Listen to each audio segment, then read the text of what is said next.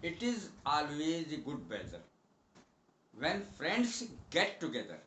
अर्थात जब दोस्त आपस में मिलके बैठ जाएं तो समझ लो कोई सा भी मौसम क्यों ना हो, सब अच्छा ही होता है। आज जो मैंने टॉपिक लिया है वो है something, a little, some, several, somewhat, rather, something, slightly, something और अदर। ये शब्द मैंने लिए हैं और इनके शब्दों को स्पष्ट करने के लिए कि ये किन किन चीजों के साथ आएंगे मैंने सेंटेंस भी दिए हैं और किसके साथ आएंगे वो शब्द भी दिए हैं। समथिंग, समथिंग माने कुछ, ज्यादातर का अर्थ कुछ ही है। Something, I want to say something, मैं कुछ कहना चाहता हूं। I want to say something, मैं कुछ कहना चाहता हूं।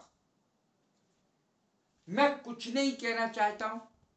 I want to say nothing. I want to say nothing, मैं कुछ नहीं कहना चाहता हूं।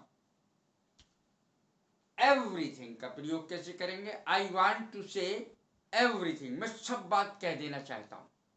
मैं सब बात कह देना चाहता हूं। I want to say everything. तो तीन प्रयोग देखें, समथिंग, नथिंग और एवरीथिंग। समथिंग माने कुछ बात, नथिंग माने कुछ नहीं और एवरीथिंग माने सब बात। I want to say something, I want to say nothing, I want to say everything. तो इस प्रकार से इनका प्रयोग तीनों का शब्दों का हो सकता है, समथिंग का, नथिंग का, एवरीथिंग का।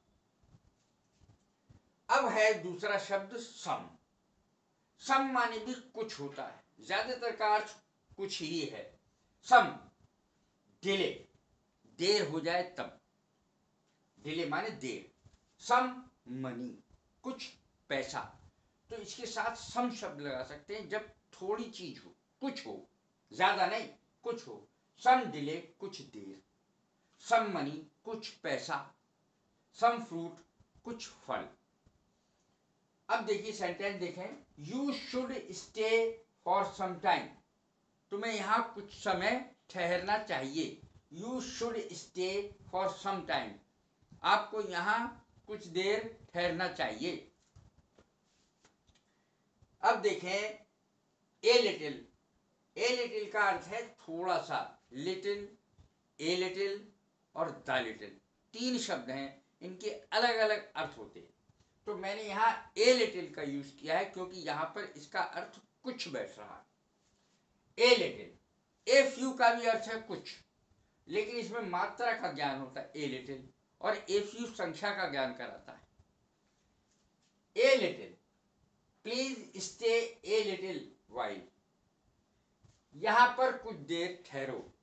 Please stay a little while, थोड़ी देर के लिए, कुछ देर के लिए। ए लिटिल वाइल, कुछ देर के लिए ठहरो। ले a little, please stay a little while, कुछ देर ठहरो। अब अगला है सेवरल।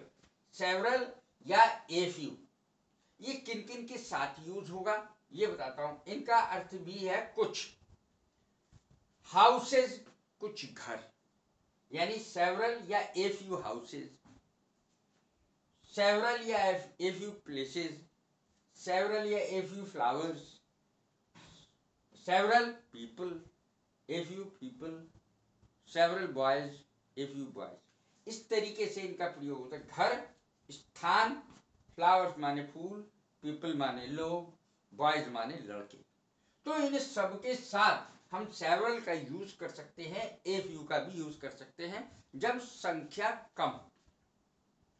कुछ अर्थ है कुछ, और सेवरल माने थोड़ा सा उससे ज्यादा भी होता है, बहुत से अर्थ होता है, लेकिन फिर भी यहां पर कुछ के जगह इस्तेमाल सेवरल को भी किया जा सकता है। Several houses, several places, flowers, people, boys, girls, बहुत सारी चीजें आती हैं इसमें, लेकिन खास खास चीजें मैंने बताई। Several boys were playing in the field, कुछ लड़के फील्ड में मैदान में खेल रहे थे। Several boys were playing in the field. कुछ लड़के मैदान में खेल रहे थे। A few boys were playing in the field. कुछ लड़के मैदान में खेल रहे थे। दोनों में से किसी का भी यूज किया जा सकता है। अब देखें somewhat, a little. A little का मैं पहले ही प्रयोग बता चुका हूं, इसका तो मैं नहीं बताऊंगा क्योंकि कुछ ही प्रयोग है। समवॉट को देखें, शॉर्ट के लिए शॉर्ट छोटा, राइट ठीक, राइप पका हुआ, अनराइप कच्चा। इसको जरा ज्यादा ध्यान से देखें। जैसे मान लिया कोई फल है तो उसके लिए राइप कहेंगे अगर वो पकेगा तो। खाना पकने के लिए कुक शब्द का इस्तेमाल होगा, कुक, और फल पकने के लिए राइप का इस्तेमाल होगा। कच्चा है फल तो अनराइप का इस्तेमाल होगा, यानी राइप से पहले UN लग जाएगा। समवॉट छोटा, शॉर्ट, शॉर्ट या कम, राइट ठीक, राइप पका हुआ, अनराइप कच्चा।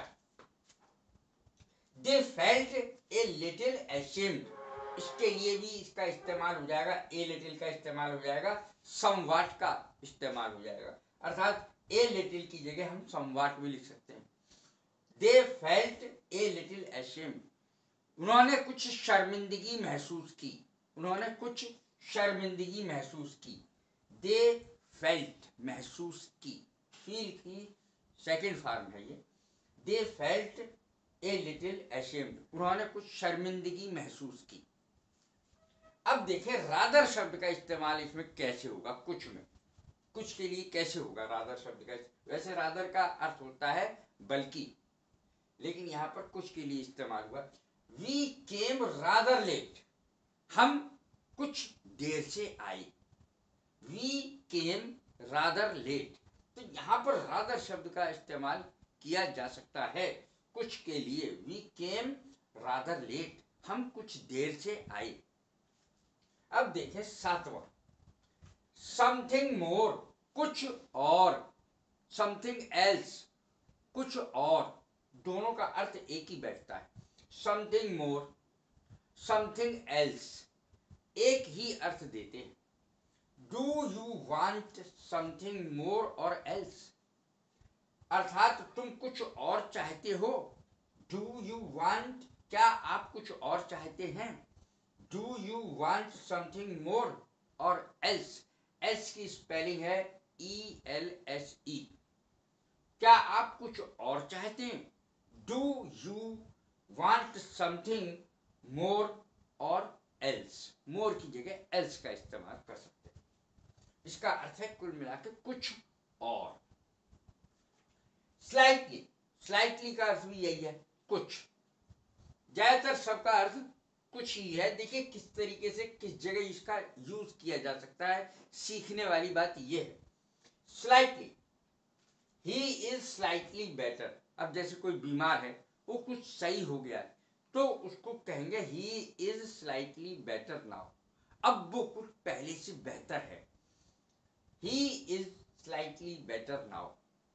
और बेटर और बेहतर कितना मिलता जुलता है आपस में, और एक ही अर्थ रखता है।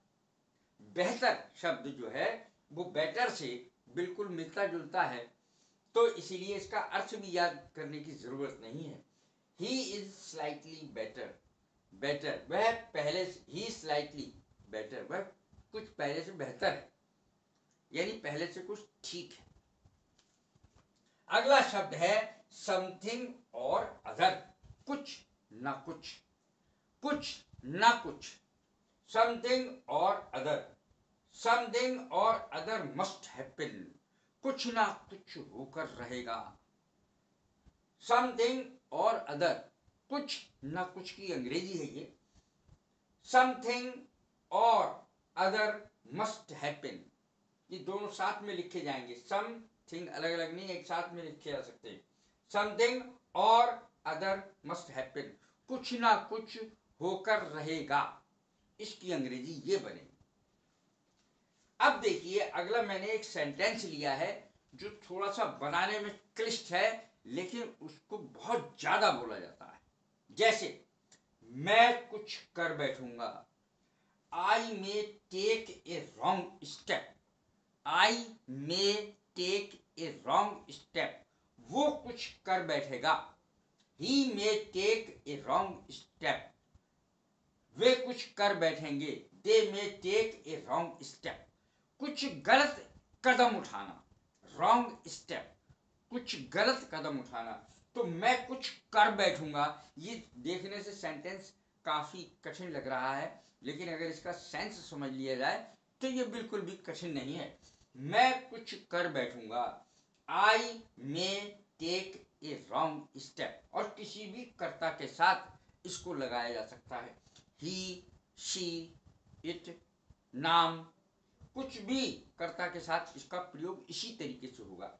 आई may take a wrong step, मैं कुछ गलत कदम उठा सकता हूं, अर्थात मैं कुछ कर बैठूंगा।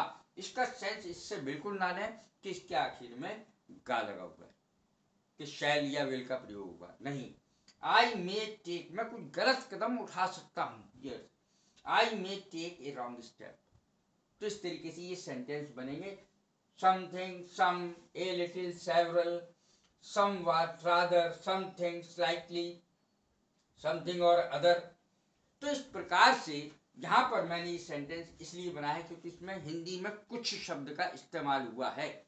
मैं कुछ कर बैठूंगा, इसलिए मैंने ये सेंटेंस बनाया, और इसमें somewhat या a little या ऐसा कुछ भी नहीं लगेगा। देखिए किस तरीके से ये सेंटेंस बनेगा। I may take a wrong step, इस तरीके से ये सेंटेंस बनेगा।